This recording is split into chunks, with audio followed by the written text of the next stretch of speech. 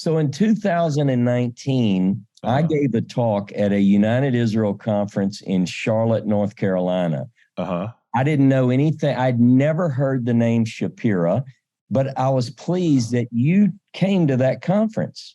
And I taught a class, gave a lecture called Finding the Hand of Moses, the Torah within our Torah. This is what kind of got me into this.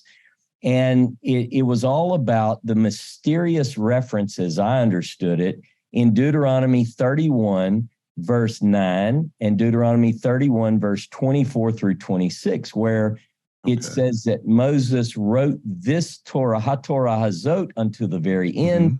He gave it to the Levites and set, and so forth. And so I began to look at that and think about, and I've heard you mention this before too, what is this little scroll that Moses wrote that's described in the Torah? And so that kind of had me thinking, is there a scroll that's mentioned in the Torah that I need to be looking for? And so, long story short, James Tabor sent me an email in December of 2019. And he said, you might be interested in this. And the article was an online review of a book by Hanan Tigay. And the book was called The Lost Book of Moses, The Hunt for the World's Oldest Bible. Well, that's right up my alley. It fit within my thinking at the time. I said, what is this? So James and I both read through the book. I devoured it. And it is the story of a Jerusalem shopkeeper and antiquarian, an agent for the British Museum. The guy was one of the most, he discovered some of the greatest manuscripts. And that's how you and I have just recently reconnected, is that you're chasing down some of these old manuscripts, and Shapira's name is attached to a lot of them. He would go into Yemen and into Egypt. And there are other ones that he brought them that his name is not attached to. Right. Maybe because they didn't keep good records, or there was some issue of, well, we'll get to some of the issues. But I want to go back to the issue of the scroll within a scroll, because I'm not sure I ever put it quite that way, about what Moses wrote. So look, so in my upbringing, which was a ultra-Orthodox rabbinical approach, there was this idea that Moses went up to Mount Sinai and he received the Torah, the entire Torah, from Genesis 1:1 to Deuteronomy 34:12. Right. And there's even discussions in the rabbinical literature that as he wrote down Deuteronomy 34, which is the account of his death, that he wrote it in tears. Because he's writing about his own death prophetically. Right. And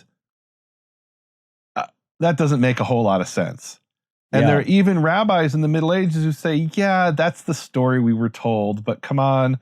I mean, they don't put it exactly this way, but basically, come on, that's a story for children, that Moses wrote down Genesis 1:1 to Deuteronomy 34:12 up on the mountain for 40 days and 40 nights, which it does not say. Right. But actually, like Ibn Ezra, for example, says Moses wrote individual scrolls, and eventually the scrolls were attached together. And that's why some things are out of chronological order. Famously, Numbers chapter 9 takes place before Numbers chapter 1. Exactly. And we know because it gives dates. Yep. So when they sewed those scrolls together, it wasn't that they made a mistake, although I guess you could say that, but actually it seems more likely that it was arranged thematically in that section rather than chronologically. And this actually spawns an entire genre of interpretation that the rabbis have, which is juxtaposition of sections. Yeah. Right? Why is this section next to that section? There's no early or late in the Torah. Well, that's a separate thing. That's the Numbers 9, Numbers 1. Juxtaposition is, why is this section next to that section? Well, I don't know. Yeah. Because Moses went into the tent and he wrote down what God said. Well, but if he wrote everything on a separate scroll, then he just stuck it in the jar, stuck it in the jar, stuck it in the jar, right? And there was a jar full of a whole bunch of little scrolls, and each scroll might say, this is the Torah of the burnt offering, right? The instruction. And that's the heading that we actually have in a certain section in Leviticus. This is the Torah of the guilt offering, right? So that was maybe a separate scroll. And maybe it even said that on the outside of the scroll. This is, so when you open it up, you're like, wait, what is this? Okay, it says this is the Torah of the burnt offering, right? So when they sewed them together, in some instances, they did it based on theme, on subject. There's instances where you can demonstrate in Deuteronomy, which is a bit surprising for a bunch of reasons that I'm not going to get into. Right. But you can show that they have juxtaposition based on common words or common themes. Like there's a section where it says, don't lend on interest.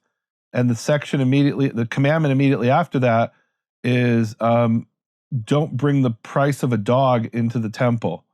What does that have to do with it? Because the word for interest means to bite. Okay. And then you have a dog, and dogs bite. And it's a word that applies to a dog biting, right? So it seems like there was maybe a really small scroll, and they sewed the other one next to it. All right.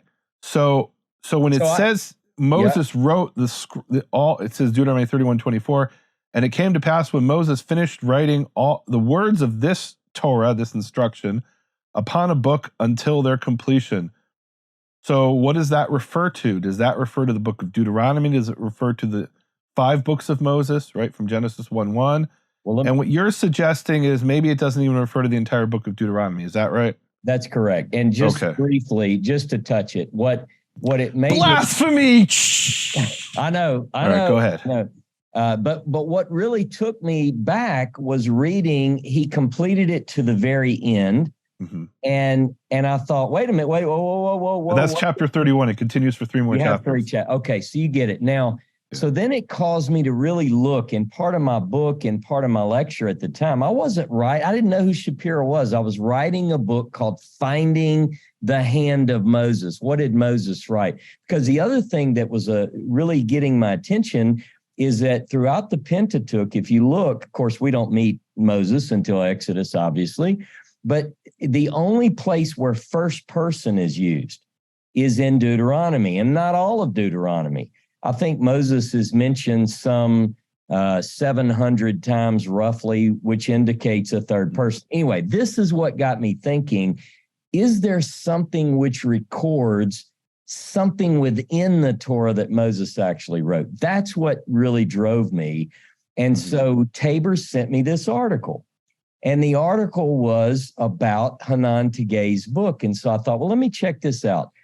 Got into the book, couldn't put it down, realized that this guy Shapiro was a scroll merchant, if you will. He's running around the world at the time. And, some people have accused some of his practices, Nehemia, as being a little bit shady, but he would acquire... Not a little bit shady, very shady. Before we get to that, I want to go back to the first person thing, and I want to challenge you and at least challenge people to think about this. So your argument is when it says, and the Lord spoke to Moses saying in Numbers, let's say, or in Leviticus, that wouldn't be Moses writing that. It would be somebody else writing about Moses. And that's a possibility. And I don't have a problem with that because I would just say it was Joshua. It says Joshua was in the tent and he heard everything God spoke to Moses. You may disagree with that. You're entitled to that opinion. It could be, yeah. And then therefore they weren't Moses's words anyway. They were God's words speaking to Moses, if you believe what it says. Yep. And if you don't believe what it says, then it has nothing to do with Moses anyway. Right. And so I want to challenge that because writing in first person, I don't know that it's obvious that is the only way for someone to express themselves. And I'm going to bring something. I did a series that I don't know if it's going to be broadcast before this or after this, depending on when the time slot where it gets edited. But I did a really interesting series with a historian who's an expert on early Mormonism. Right. So we have the Book of Mormon, and unless you're a believing Mormon, you pretty much think Joseph Smith wrote the whole thing, Joseph Smith Jr. And it's not in first person, but it's but then he also has things called the Doctrines and Covenants, which is sometimes in first person, and then sometimes it's not in first person, it's in third person, and I'm paraphrasing, I'm not an expert in this, but it's something to the effect of God revealed his word to his servant Joseph Smith. But we know Joseph Smith made that whole thing up and wrote it. So, but it's not in first person. So, and that's a relatively modern example. But why would it have to be different? Meaning, why is it that Moses couldn't write and Yehovah spoke to Moses saying, isn't that possible? Meaning, it certainly, there are a lot of things possible, but just to kind of take this. And God, and some people are going to be really upset. We say, lahavdil elef havdei havdalot, to separate 1,000 differentiations between Moses and Joseph Smith Jr. But the point is, if you don't believe the Torah is the word of God, right, you're taking a secular scholarly approach, fine, we're going to explore that. Then why couldn't Moses have written Leviticus and Numbers the same way that Joseph Smith wrote the Book of Jacob and the Book of Moroni and all the others? I'm with you. I'm with you on your statement. Keep it separate, but the thing that really made me think, this wasn't. I didn't arrive at these questions based on reading anything in the academic world. It was just the text. So it wasn't like I said, well, what do the scholars believe? And that's what I'm going to go with. I'd never read a book from a scholar about the text. I came from a very religious upbringing. This is the word of God. And, let's start there and just really dig deep. So when I got to Deuteronomy, and the first time I really recognized and the Lord and Yehovah spoke unto me saying, I remember thinking, that's interesting. It really just kind of caught me off guard, because I thought I knew the Torah pretty well, but I recognized that it was only in Deuteronomy. And again, it could be that in some cases, there are times where I write a description for my class. In this class, Ross talks about, and somebody could say, look, Ross, you did it too. So I get that. But what really hit me was in Deuteronomy, at the end, even there are some discussions, I believe, in rabbinic literature where they say, the discussion you brought up earlier about, did Moses write about his own death? And people say, well, no, Joshua wrote that. Of course, some say he wrote it. It's a machloket. It's a debate. But,